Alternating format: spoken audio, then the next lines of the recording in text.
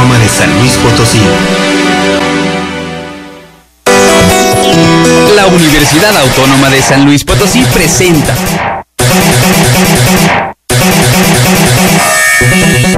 En sintonía con la ciencia y la tecnología, un programa de la Secretaría de Investigación y Posgrado.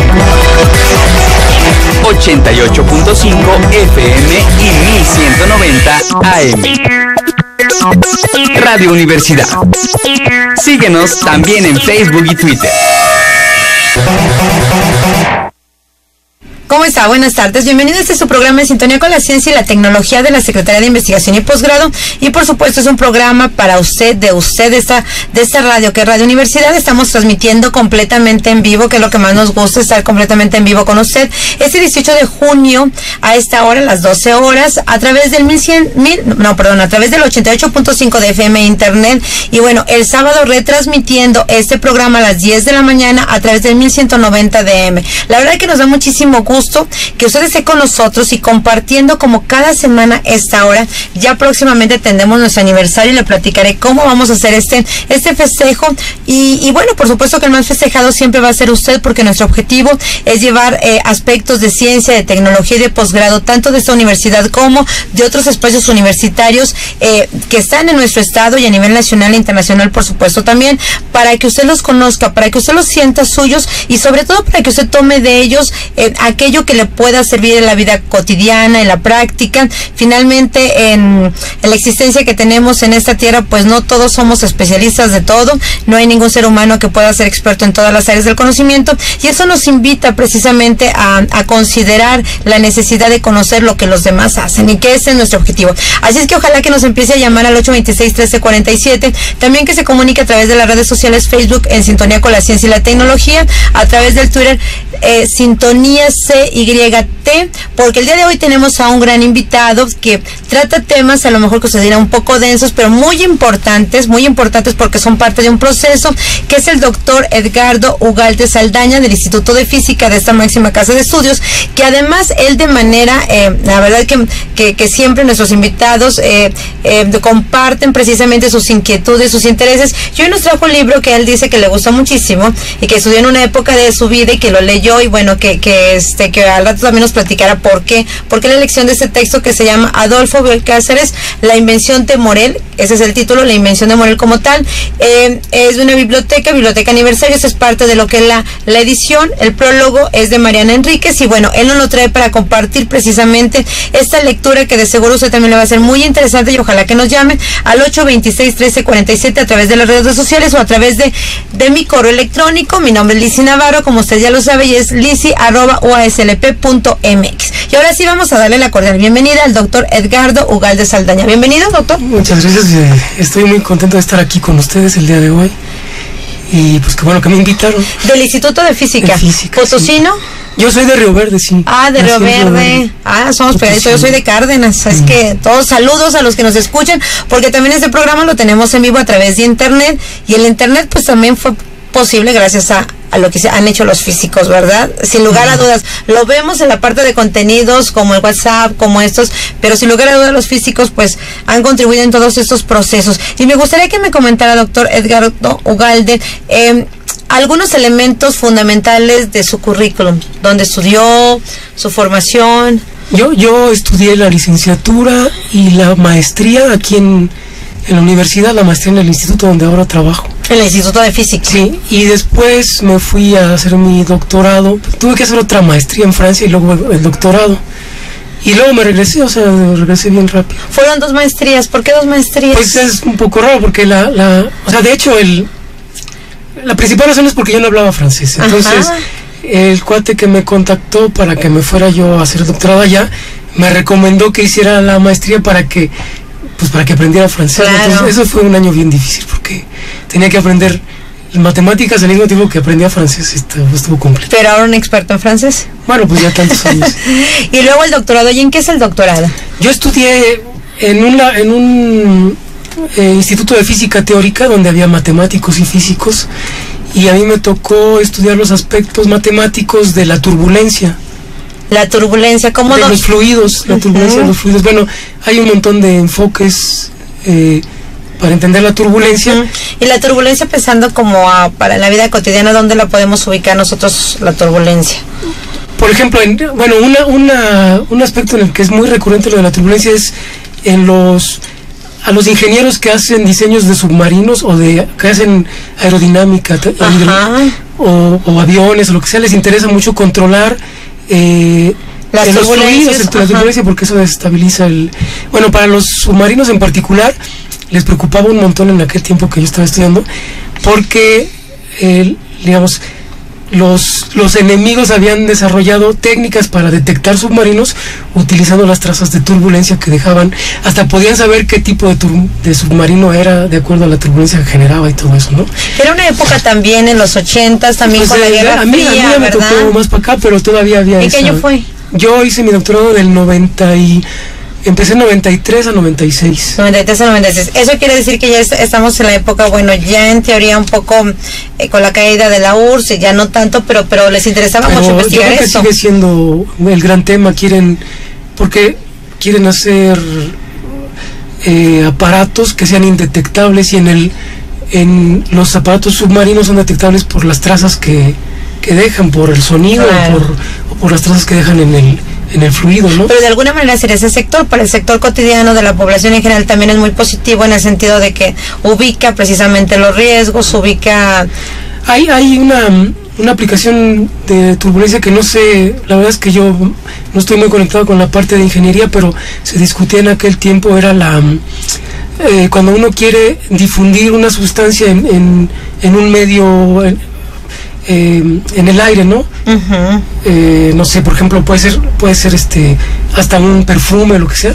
Entonces estaban estudiando la difusión caótica, cuando hay turbulencia, esas sustancias se difunden mucho más rápido que si no lo hubiera, ¿no? Entonces querían caracterizarlo bien para poder hacer difusión muy rápida.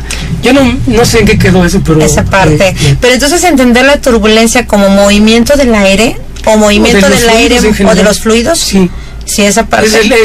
Era interesante en aquel tiempo porque era el escenario más complicado, más impredecible del movimiento de un fluido.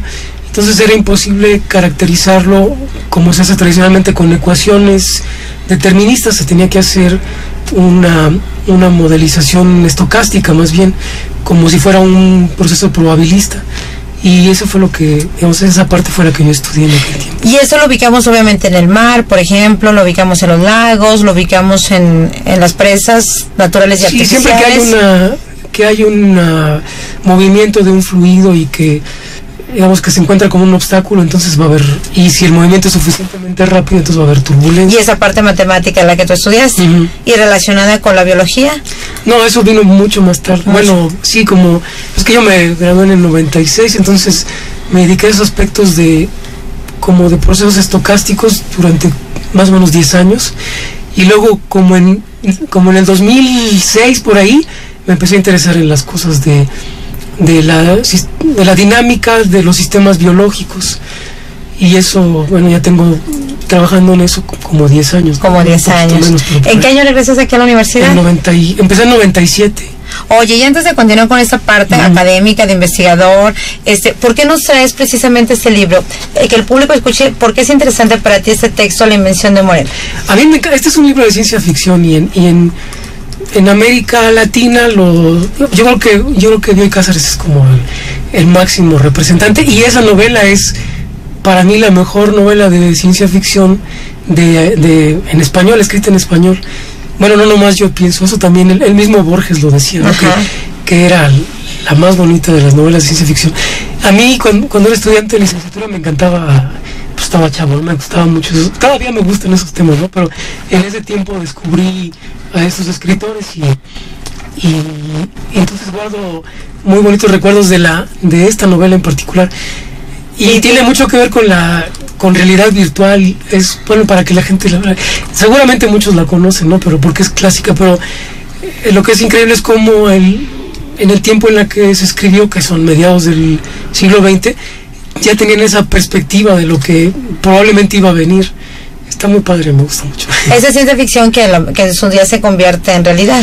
Esta todavía no, pero tal vez en algún momento. Bueno, hay aspectos que sí, porque ya con esas, digamos, hay desarrollos en realidad virtual que van en esta dirección. Oye, ¿y tú como físico te gusta la lectura? Sí, me encanta. Y más en este tipo. Yo soy, o sea, me gusta de todo, pero mi lado, tengo debilidad por la ciencia ficción. Por la ciencia ficción. Que finalmente hay una correlación con ser investigador. Pues no sé, a lo mejor, pero tengo colegas que les gusta más bien la historia, otros que tengo un colega, un matemático ruso de aquí de la universidad, que es fanático de las policíacas, por ejemplo. Entonces hay de todo, ¿no? O sea, cada quien agarra su género y ahí se queda. ¿Y tú cómo la vives? ¿Es la forma de salirse de su mundo, de sí, distraerse, de esparcirse, de relajarse? Es una distracción, sí. Sí, no sé, es como ir al cine. Lo que pasa es que la lectura profesional es pesada, porque la tienes que hacer con lápiz y papel y muy despacio, tienes que estar bien concentrado. Y esta lectura, en cambio, te diviertes, ¿no? De total relajación, así. Muy bien, así de que, pues ojalá que nos llamen, ¿verdad? Porque aparte, este es un libro que nos trae el doctor Edgardo, La invención de Morel. Ojalá que nos llame al 826-1347, también a través de las redes sociales, también al blog Divulgación de la Ciencia de la UASLP y por supuesto a mi correo electrónico lisi@uaslp.mx. Vamos al siguiente espacio musical y regresamos con esta gran entrevista del doctor Edgardo Ugalde Saldaña del Instituto de Física de esta Universidad Autónoma de San Luis Potosí. El espacio musical fue omitido por respeto a los derechos de autor. El espacio musical fue omitido por respeto a los derechos de autor. El espacio musical fue omitido por respeto a los derechos de autor.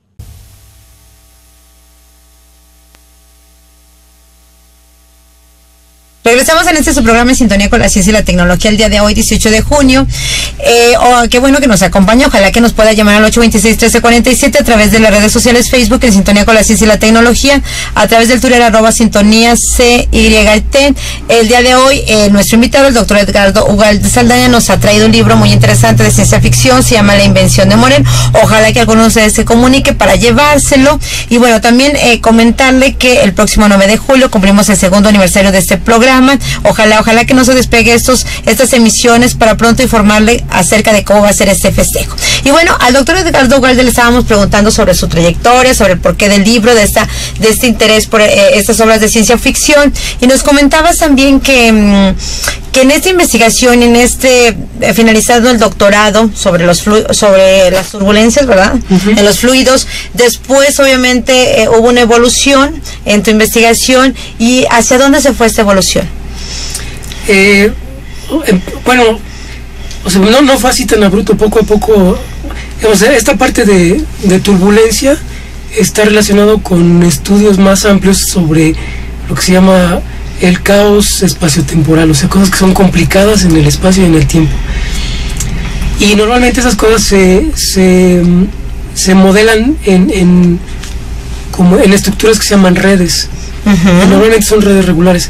Y luego, yo no conocía toda esta tradición matemática en biología, pero ya es vieja, es de los 50s, donde también estudian sistemas bioquímicos utilizando redes.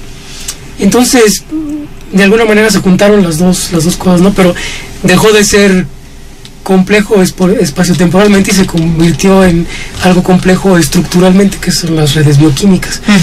Y ya entonces, y todo esto tiene que ver con la biología, ¿no? Entonces ya me pasé yo de la turbulencia a las redes, a la modelización de las redes bioquímicas, que tiene que ver pues con la biología, ¿no? Y entendiendo redes como lo entendería la población. Como las redes sociales. Como las redes sociales, como esas telarañas que se hacen. Sí, entonces, por ejemplo, en el caso de la turbulencia, la red es una cuadrícula. Ajá. Y en cada punto tienes algo que es caótico y se relacionan entre sí localmente, no sé, como que se dan pataditas localmente, y eso te hace una sábana que está vibrando así. Y en cambio las redes biológicas se parecen más a las sociales, ¿no? Que son como telarañas. Ajá. Entonces no fue muy era medio natural migrar de un tipo de sistemas complejos a otro tipo de sistemas complejos. El primero que estaba relacionado con la turbulencia y estos que ahora están relacionados con la biología, ¿no? ¿Y estas redes en qué área de la biología? ¿En la biología de los seres humanos, de los animales, de las plantas? En general todo. Los primeros modelos de ese tipo lo que querían era estudiar las interacciones entre genes y cómo es que eso daba lugar a ciertos tipos de células, ¿no? Que se llama la diferenciación celular. Entonces, y esos son los trabajos de finales de los 60. Y antes de eso, pues estudiaban redes bioquímicas, ¿no? Porque ahí hay varias sustancias que interactúan entre ellas para producir otras, y entonces es como si tú tuvieras dos agentes que entran en relación, y entonces como tienes un montón de componentes que entran en relación, entonces tienes esas flechitas que, como en las redes sociales, ¿no? Pero ahora están evolucionando en el tiempo porque a partir de esas interacciones resulta algo. Y entonces tú haces un modelo matemático para de alguna manera predecir cómo se van a conformar, construir y evolucionar esas redes. Sí, bueno, el interés original era primero entender qué tan complicadas podían ser y qué tipo de comportamiento se podía esperar de ese tipo de redes, y luego también quieren predecir y quieren ver esto. Pero el problema de la predicción es bien complicado aquí porque es muy difícil calibrar los modelos, o sea, porque estos modelos, para que sean realistas, tienen que tomar en cuenta los tiempos de reacción y cosas de ese tipo que son muy difíciles de medir. Entonces, normalmente lo que hace uno son modelos cualitativos que no permiten predecir cosas finas, sino comportamientos cualitativos nada más, cosas medio globales, generales, muy generales. Aunque sí hay modelos para sistemas pequeños, ya hay modelos muy finos y que sí que permiten hacer predicciones. Entonces, como por ejemplo, ¿qué sistema? Bueno, hay los caballitos de batalla, son por ejemplo, en las bacterias, son los circuitos metabólicos, ¿no? Como las bacterias cambian su manera de consumir azúcares dependiendo del estrés del medio y cosas así. Y esos modelos sí son más refinados, ahí se han podido medir las tasas de reacción y la gente el caso de las bacterias. Pero son como de entrenamiento, ¿no? Porque, o sea, es para saber que realmente estamos modelando bien, entonces toman un caso simple donde pueden bien calibrar y entonces saben que la modelización tiene sentido. Y luego ya cuando quieren hacerlo en cosas más complicadas, pues hay un montón de parámetros que no pueden ajustar y se buscan metodologías para aproximar esos parámetros y se pueden hacer predicciones, pero mi punto de vista es que no, por lo pronto no es el interés de la modelización. Ahora lo que se quiere es entender cómo funcionan los sistemas más que predecir. ¿Cómo funcionan? O sea, entenderlos de esa... Ajá. ¿Y que serían sistemas como cuáles? Mira, por ejemplo, bueno, hay un montón de gente que trabaja en las redes de regulación de las proteínas que intervienen en el cáncer, por ejemplo, ¿no? Ese sería un caso particular. Luego, esta gente que hace, por un lado, ¿no? Luego los que modifican bacterias para que puedan, que las utilizan para limpiar contaminantes o en minería o algo así, entonces las modifican su metabolismo para que hagan ciertas cosas. Ahí también hay que modelar para poder ajustar las modificaciones genéticas que van a hacer. Entonces, son ese tipo de sistemas, ¿no? Pero todo tú lo haces a través de fórmulas matemáticas. Sí, la gente lo hace hay varias estrategias, ¿no? Pero al final son fórmulas como ecuaciones diferenciales o cosas de ese tipo, ¿no? Pero tú las ves en la realidad y luego construyes la fórmula. No, yo en realidad yo por ejemplo lo que hago es estudiar los modelos que otra gente hace. Yo hago más bien como matemáticas de un nivel un poco más abstracto. Entonces hay la gente que, por eso la parte de modelización la conozco, pero no es mi tema cotidiano de trabajo, porque eso lo hacen la gente de matemáticas aplicadas o de ingeniería química o así, ¿no? Entonces luego ellos ellos fabrican sus modelos con diferentes fines, algunos son predictivos, otros son para explicar alguna cosa o en fin. Y yo lo que hago es, pues ya tengo el catálogo de todos los modelos que la gente usa y los estudio como estructuras matemáticas y digo, vamos a ver, es como en lingüísticas hay la gente que estudia una lengua en particular, no, pues yo me dedico al coreano, yo al chino, no sé qué, y luego viene un lingüista del segundo piso que dice, yo voy a estudiar las lenguas aglutinantes, ¿no? ¿Qué estructura tienen? ¿Cómo se deriva? Entonces ya estás en el piso de arriba, no estudias la lengua directamente, no te interesan los detalles del coreano, pero su estructura sintáctica sí. Entonces son a partir de investigaciones ya realizadas. Yo tengo poco que ver con el experimento, en realidad tengo que ver con los modelos que alguien más fabrica. Y que ya están completamente comprobados. ¿Y eso a su vez qué nos da? Pues eso, por ejemplo, el interés de hacer matemáticas sobre algo así es entender cuáles son las componentes fundamentales que hacen que algo pase. Entonces, por ejemplo, un tema que me interesó ahí, ya tengo varios años con ese tipo de preguntas, es todos esos modelos tienen una estructura muy similar y algunas personas pretenden que pueden dar lugar a comportamientos impredecibles como caóticos y otros, hay una polémica ahí teórica, ¿no? Dicen, estos modelos son capaces de producir caos y otra gente dice, no son capaces de producir caos. Entonces esa es la pregunta que le interesa a un matemático, diría, ¿qué es lo que haría que un modelo como este sea caótico o no lo sea? Entonces ese es un tema, ¿qué tan complicado puede ser? Por ejemplo, un problema clásico que tiene que ver con eso es ¿cuántos? Por ejemplo, tú tienes un sistema que está sobre una red que tiene 1000 participantes y te preguntas a cuántos comportamientos puede dar lugar. Y esa pregunta tiene sentido porque si tú te imaginas que los participantes son genes y cada comportamiento es un tipo celular, pues te gustaría correlacionar cuántos genes se necesitan para tener tantos tipos celulares. Entonces ese tipo, entonces la relación entre número de componentes y número de comportamientos es otra pregunta matemática que a uno le interesaría. Entonces ese tipo de preguntas cualitativas que a mí me interesan. Que son esta parte. Pero son unas matemáticas, por ejemplo, las matemáticas en nuestro país es un área que siempre se ha considerado débil desde educación básica, por ejemplo.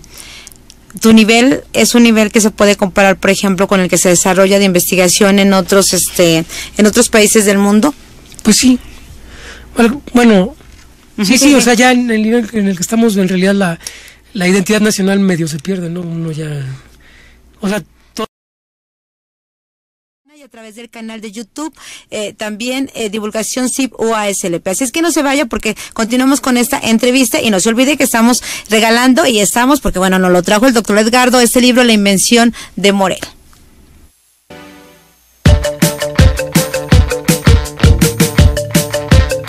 En sintonía con la ciencia y la tecnología. Regresamos. ¿Cómo está? Buenas tardes. Regresamos a su programa en sintonía con la ciencia y la tecnología a través del 88.5. Estamos completamente en vivo de FM, de esta su estación Radio Universidad. Qué bueno que está con nosotros y que sigue en este jueves, pues ya próximamente festejando lo que es el Día del Padre, el próximo domingo. ¿Tú eres papá?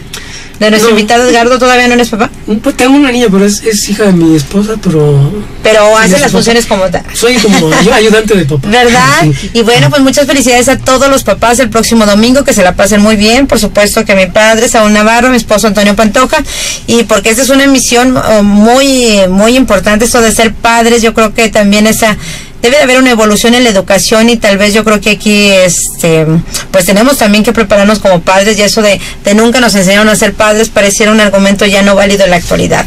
Pero bueno, pues también hay que disfrutar la vida y hay que disfrutar estos días, así es que el sábado ojalá que se la pasen muy bien y que festejen lo mejor que se pueda.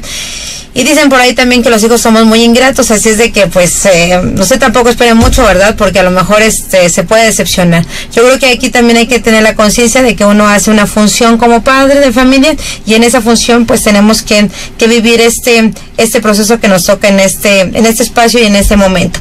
Y regresando con el doctor Edgardo Valdés Saldaña del Instituto de Física, uno de los más importantes en el ámbito de la investigación científica en esta Universidad Autónoma de San Luis Potosí, pues nos estabas platicando, Edgardo, de estas investigaciones.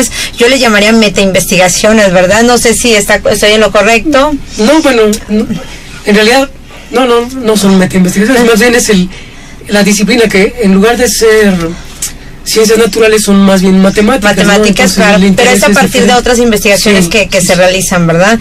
Oye, y me decías también de tu interés de pasar a otra, a lo mejor de tu interés de pasar a otro ámbito y a otra correlación multidisciplinaria, que sería, por ejemplo, con la psicología también, bueno, con la sociología.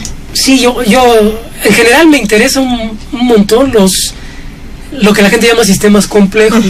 Que son todos, ¿verdad? Que todos en realidad son bueno, en realidad hay como ingredientes que nos sirven para definir un sistema complejo.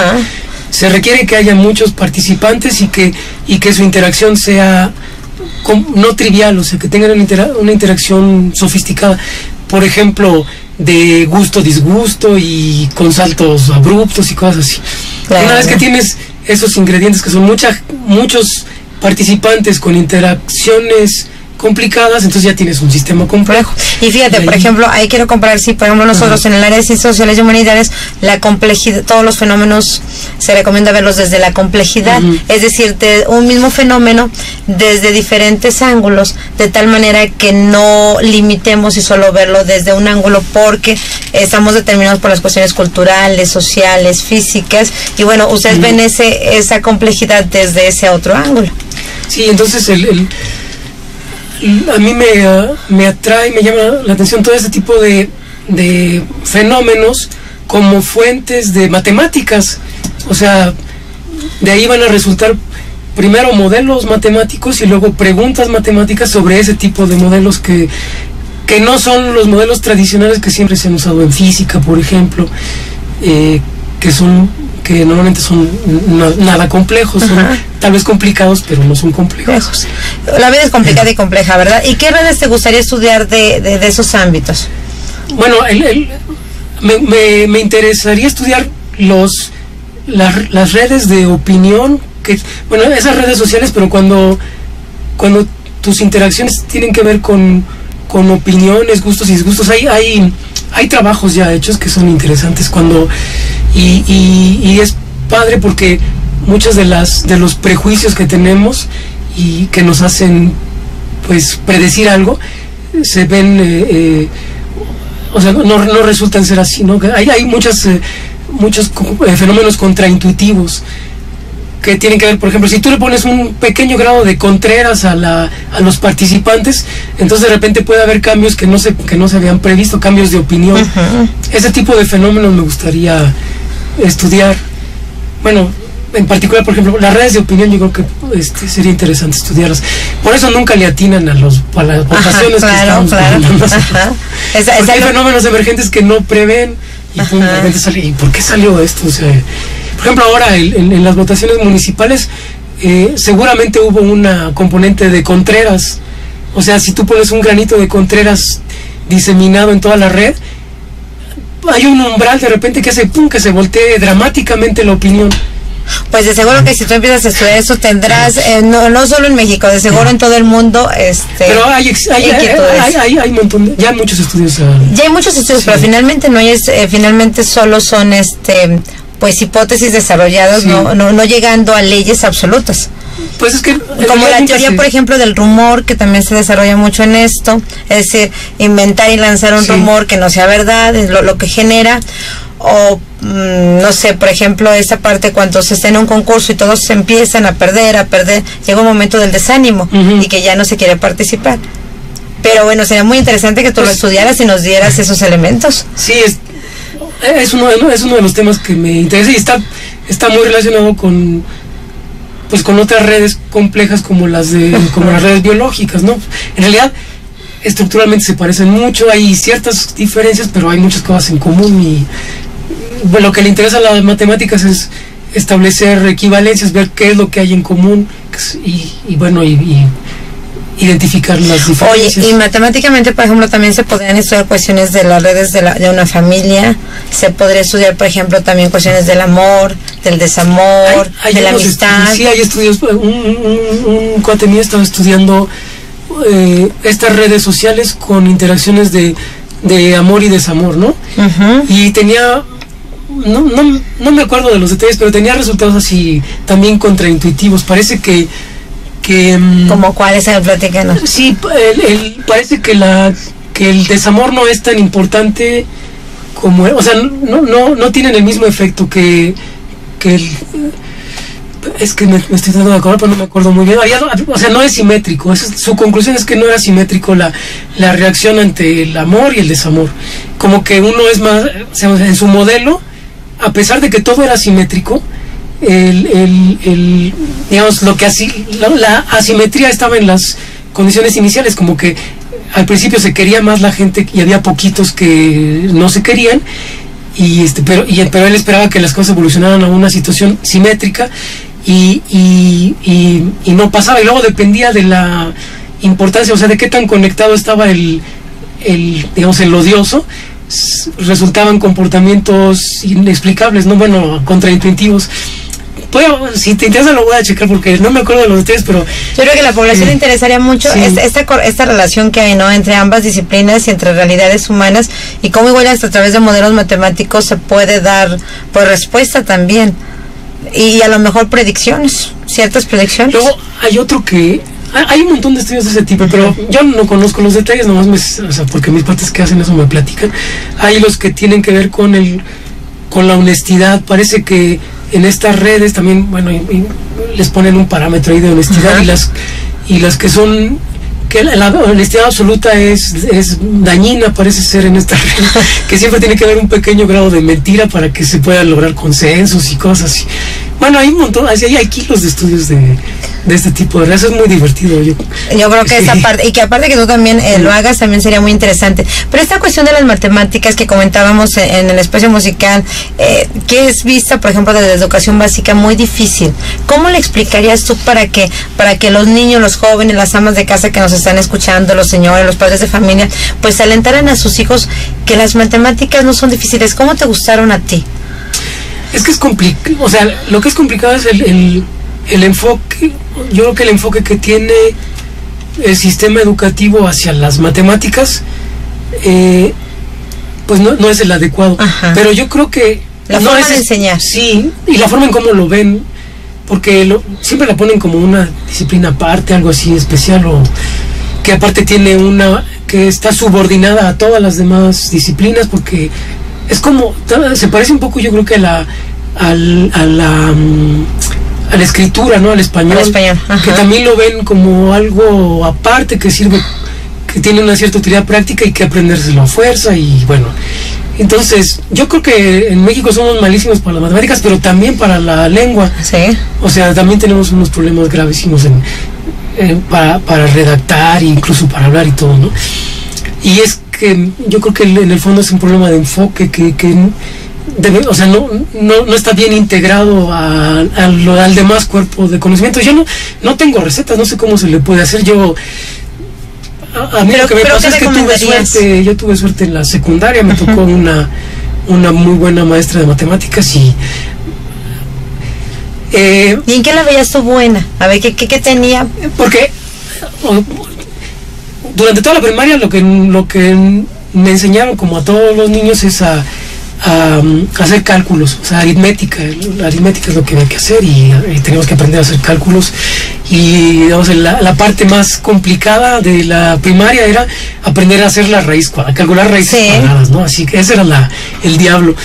Y bueno, yo tenía facilidad, pero me parecía aburrido. Yo nunca pensé, o sea, en ese tiempo no pensaba dedicarme a las matemáticas porque no era algo entretenido. En cambio, cuando entré a la secundaria, empezamos a ver ecuaciones. Ajá. Eso de despejar la X, ¿no? Ecuaciones lineales, despeje usted la X. Entonces nos enseñaron la receta. Y yo fui con mi maestra y le pregunté, ¿por qué la receta es así y no de otra forma? O sea, ¿por qué uno hace o sea, por qué se despeja de esta manera? O sea, ¿por qué pasas el que multiplica lo pasas dividiendo? ¿Y por qué el que está sumando lo pasas restando? ¿Por qué no se pasa dividiendo o algo así? Y me lo supo explicar, me dijo, es que mira, hay unas leyes de la igualdad. Y me explicó así, se tomó un rato y me lo explicó y dije, o sea, hay una razón por la cual la cosa se hace así y no es arbitrario, o sea, no es porque a alguien se le ocurrió y ya, ¿no? Y entonces ya me empezó o sea, me hizo un pequeño cursito de la estructura que hay detrás de estos cálculos, o sea, sí, las leyes del álgebra, digamos, y la razón que tenían, la razón de ser de esas leyes. Y pues ahí me entró el gusto por las matemáticas, porque pues sí, hay o sea, es la neta, o sea, hay una explicación, las cosas tienen sentido. Y ya de ahí en adelante. Entonces yo creo que mucho bueno, el problema es complicado, pero mucho de la culpa que la gente se distancie de las matemáticas es que se enseñan como una técnica y no me estés preguntando por qué, pero así es. Y yo creo que esa parte de que la maestra, ¿cómo se llama? La maestra Paula. Paula. Sí. Ahí en Río Verde. En Río Verde. ¿Paula qué? No me acuerdo. Pero bueno, pues ojalá que todavía vivirá. Creo que sí, porque no era muy... Era muy joven cuando te tocó. No era tan joven, pero tampoco, o sea, yo creo que tenía mi edad cuando yo estaba, entonces... Muy joven, entonces, jovencísima, entonces seguro de estar... Tal vez sí, tal vez más joven. Bueno, pues sí. Mire, regresando, vamos a irnos al siguiente corte y vamos a regresar con el doctor Edgardo Ugalde Saldaña del Instituto de Física, que nos está platicando sobre sus investigaciones y su correlación precisamente con esta vida cotidiana, sus intereses. Y bueno, regresando, ojalá que no se vaya, que siga escuchando este programa. Nos trajo el libro La Invención de Morel. Ojalá que se siga comunicando a través de las redes sociales, a través del 826-1347, en este su programa En Sintonía con la Ciencia y la Tecnología. El espacio musical fue omitido por respeto a los derechos de autor. El espacio musical fue omitido por respeto a los derechos de autor. El espacio musical fue omitido por respeto a los derechos de autor. Enlázate, ciencia y tecnología a tu alcance.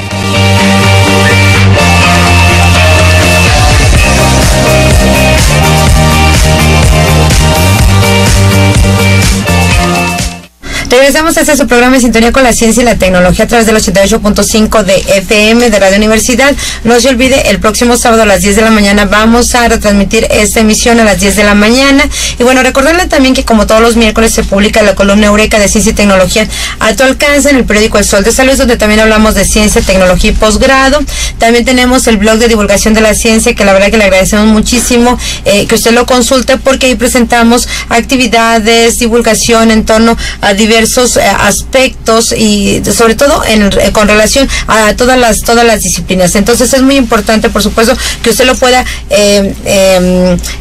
precisamente lo puede usted consultar a través de internet. Es el blog Divulgación de la Ciencia de la UASLP. Y así de que ojalá que se comunique también al dici@uaslp.mx, y estamos completamente en vivo a través de esta cabina.